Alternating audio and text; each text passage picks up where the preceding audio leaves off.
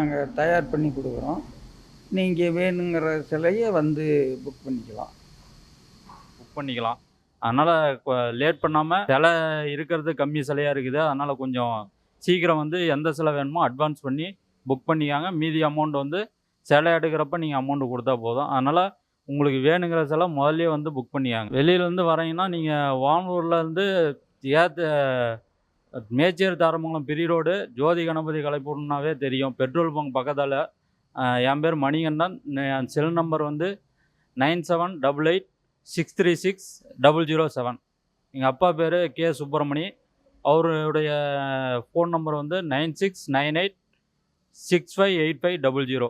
இந்த number contact பண்ணுங்கள்.